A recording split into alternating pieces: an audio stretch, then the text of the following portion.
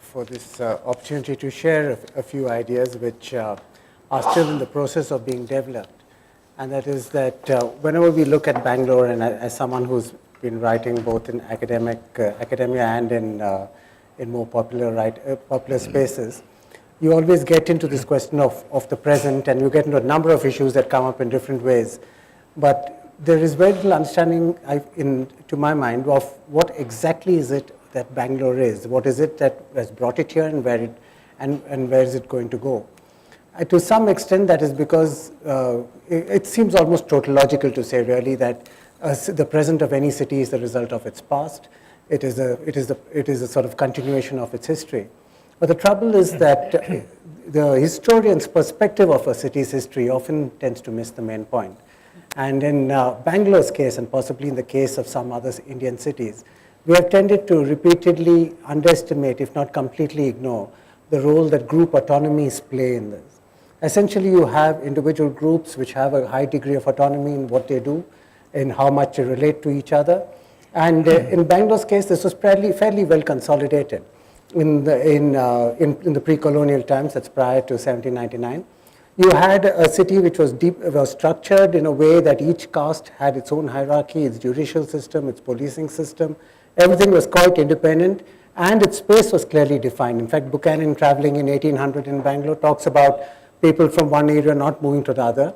It was only it's only on one day in the year that they were expected to go to all centers, and that was the Karaga, which is the city's main festival, which has been going on for 400 years. But this autonomy, it was there, got further consolidated in the British period with the setting up of the cantonment. And the people, you have Wesleyan priests' accounts in the mid-19th century talking about people living an entire life in the cantonment without ever being to the city. So you have a complete sense of autonomy, and that concept of autonomy, deep autonomy, existed even post-independence, particularly with the setting up of the public sector townships. These were completely independent. They had their own language, in effect. They had their own organizational structure. The HAL Sanitary Board took care of its own land. And even when they dealt with the city, they had their own transport network. They didn't really have to deal with the municipal transport in any way. So you had a set of multiple towns that existed in a way that worked right across the city. Now, this multiplicity of towns that Bangalore was or claimed to be has sometimes been misunderstood as cosmopolitanism. Because you come to Bangalore, you find English speaking in the cantonment, you find Muslims somewhere, you find Urdu speaking Muslims, you find Kannada speaking, and you find Tamil speaking areas, and you think it's a very cosmopolitan city, and for a visitor who moves into all the areas, it looks cosmopolitan. But it is in reality a set of very intense, very narrow, very inward-looking groups, and which have a very high degree of autonomy, who function virtually independently at various points in their relationships to each other. And this has a number of implications, all of which one cannot go into. For instance, policemen will tell you about how Bangalore has been the base for a number of extremist groups. It is known to be an effective base for sleeper cells of terrorists. It's known, it has all these elements that come in from the policing side, which doesn't come into the public space for obvious reasons. But that's not really what one needs to go into today. Today, what one would like to look at a little more closely is the relationship between this group autonomy and place. In the township kind of system, you had place clearly demarcated. The cantonment was the cantonment, the city was the city, and people didn't talk to each other. It was all very well. Similarly, with the public sector townships, each one claimed to be the city, each one claimed to be Bangalore, but that space was clearly demarcated. This changed very fundamentally in the mid-1980s, particularly the period, early 80s, I should say, 82, 83, through two things. One is that the decline of the public sector, the beginnings of the decline of the public sector, meant that the townships could no longer hold together. So the HAL Sanitary Board area was no longer an area confined to HAL workers or their descendants. It became open to wider spaces, so you ended up with the kind of the sort of isolation of the autonomy of the townships being, and the place that went with the autonomy of the public sector townships being challenged. More importantly, you had the Gokak agitation. It was an agitation about a report by Professor V.K. Gokak, which essentially said that you'll have Kannada only as the language of the city. It was projected as a way of getting Kannada into the cantonment. Because though the cantonment had been integrated into Bangalore since independence, the autonomy was fairly separate. Even if you had a mayor from the city, the deputy mayor had to be from the cantonment. It was an unstated sort of practice. So with that kind of complete autonomy that you had within that, the idea of the Gokakization was to get Kannada into the city. But what happened on a much more fundamental scale was the English of the cantonment got into the city. Rather, as much as the city of the cantonment, Kannada of the city got into the cantonment. As a net result, you had families in our generation or the next generation in the city, Kannadiga families whose children didn't speak any Kannada at all, right? So you had a large English-speaking elite, English-speaking group there. It wasn't just the elite; it was much more widespread, and that got linked to the technical education that Bangalore was known for. And by the mid-80s, the manpower, the technical English-speaking technical manpower that already existed got enhanced, and then Texas Instruments set up its facility here, and the rest is history. One doesn't need to repeat. But essentially, the IT revolution took off from that kind of a large English-speaking base. And the important point is that there was no clearly demarcated township. For the first time in the history of Bangalore, there was no clearly demarcated place for the IT revolution.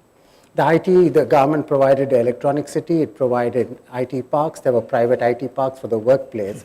But the residential part of the story, unlike the public sector townships, was not taken care of.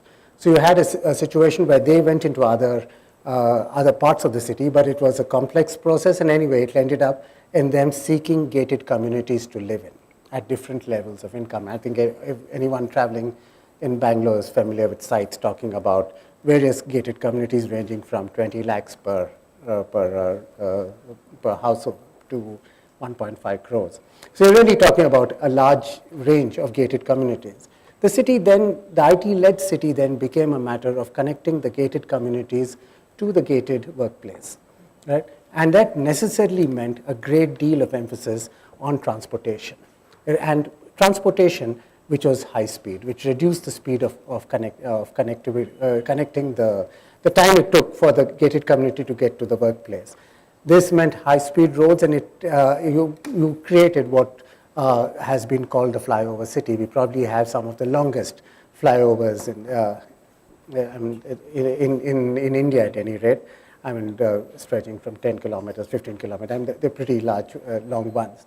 And essentially the idea then is that you're creating place above the current place, and you're creating new structures. So rather than townships, you get this spread out. You get an autonomy, you get the independence, but it is spread out, cutting across the city. Now this has led to conflicts, as is to be imagined, at various levels. The first one, of course, is on the roads itself, because you need high-speed roads, and the main the person who falls out of it is the pedestrian. I think you will see in Bangalore people risking their lives to cross a street. You'll find pavements reduced at places to just a foot, a couple of feet maximum in breadth. So you have, if they exist at all. And so the idea of a completely anti-pedestrian road network has come in. Right? Along with that, what we've seen is other new ways of dividing place, including time.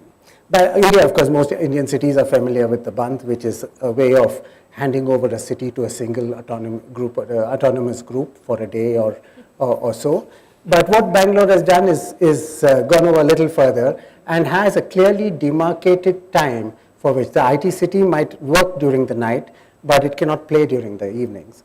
You have 11 o'clock cutoff, which is enforced by the police very, very strictly. Right? 11:30 now. 11:30.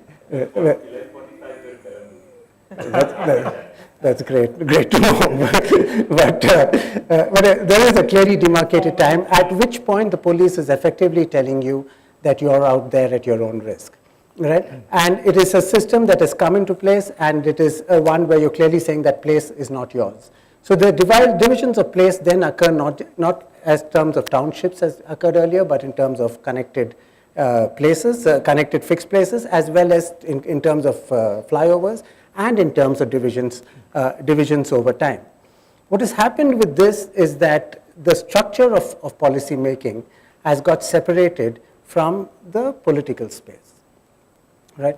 Because the political space remains democratic, it depends on the bulk of the people. The policy making space has become predominantly dependent on the emerging economic groups, whichever they may be. I think Gautam was mentioning earlier about how the lack of empathy in the government. It's because the ones who dominated the government have changed, right? And the groups that have changed. So, but you find the consistency or the sensitivity to the same elite group. So the complete separation of the political space from the policy space has led to new institutions emerging. There's the BATF, there's Abide, there are other institutions that come up in the place, right? A second element that has happened is that there has been a tendency to ignore the difference between the specific and the general, the problems of aggregation or the fallacy of composition that comes. And this is coming in primarily on the issue of water. Bangalore was a city of lakes, it no longer is. But more than that, its nearby water sources have been depleted completely. Its groundwater is nearing depletion in large parts of the city. And it now brings bulk of its water from Kaveri 100 kilometers away, and it pumps it up 500 meters. And then within the city too, there are areas that don't happen. Now, because the decision to set up the gated communities is independent of this, they have been set up in all kinds of places where water is not available. Now, individually, it doesn't matter or did not matter when the gated community was set up because they were expensive and they could afford to buy water. But when the city as a whole gets full of gated communities, there's no water available, particularly in bad years like the current one. So you have a problem with the water issue there coming up. You also have a problem in terms of the cost of living, because you have a situation where you say that I just need high-speed infrastructure. That infrastructure cost, it gets down to the people of the city. May not be directly sometimes through fees, indirectly sometimes through the fact that the government's resources are depleted, right? And once those costs go up, the labor is driven out of the city. So Bangalore today finds itself in a situation of high-cost labor and a shortage of that.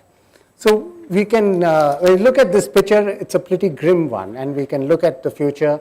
And you could look at it once again optimistically and say perhaps some other new autonomous group will come up like the IT industry did in the 80s and claim the city as their own and take it to the next group.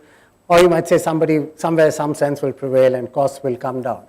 But for me, the signs are not very hopeful, other than to say just one thing, that in 1898, in Bangalore's first phase of industrialization, when Binny's was set up, it went through a similar period of absolute disdain for residential areas, leading to the plague that wiped out half to three-quarters of Bangalore's working population in Binny's. But the positive side of it, or the optimistic part of it, is that it led to a restructured Bangalore and a recovery within 10 years. Thank you.